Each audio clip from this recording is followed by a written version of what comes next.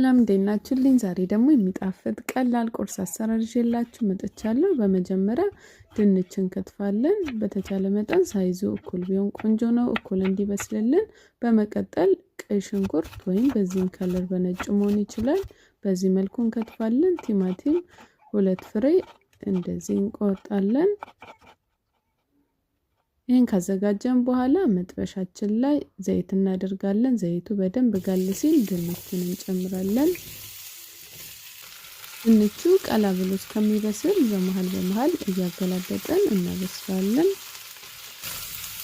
ልክ እንደዚህ ሲሆንልን የከተፍነውን ሽንኩርት እንጨምራለን። ሽንኩርቱንም ትንሽ ከድንቹ ጋር ከጠበስነው በኋላ በመቀጠል ቲማቲም እንጨምራለን። ቲማቲሙን 1-2 ደቂቃ እንጠብሳለን።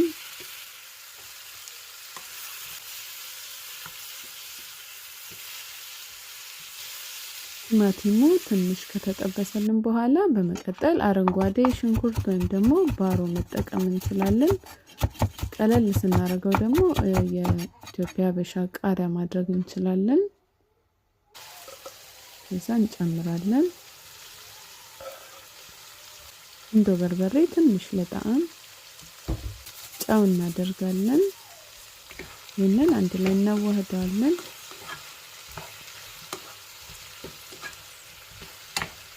አሁን ሙቀቱን አነስተኛ ላይ እናደርገውና እንቁላል መሃል ላይ ቁጭ እናደርጋለን።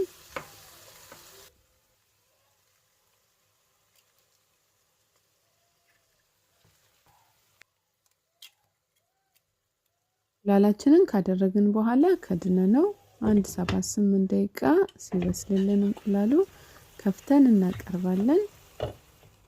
ፈለጋችሁ ከዳቦ ጋር እንዲሁም ባዶ መብላት ትችላላችሁ፣ ከሩዝ ጋር መብላት ትችላላችሁ። በጣም ነው የሚጣፍጠው። እናንተም ቤታችሁ ሰርታችሁ ሞክሩት። ስለተከታተላችሁኝ ከልብ አመሰግናለሁ። አስተያየታችሁን ጻፉልኝ። አዲስ ከሆናችሁ የምሰራቸው አዳዲስ ቪዲዮዎች እንዲደርሳችሁ ፎሎ ማድረጋችሁን አትርሱ። በሌላ ስራ ቪዲዮ ድጋሚ እስከምንገናኝ ቻው።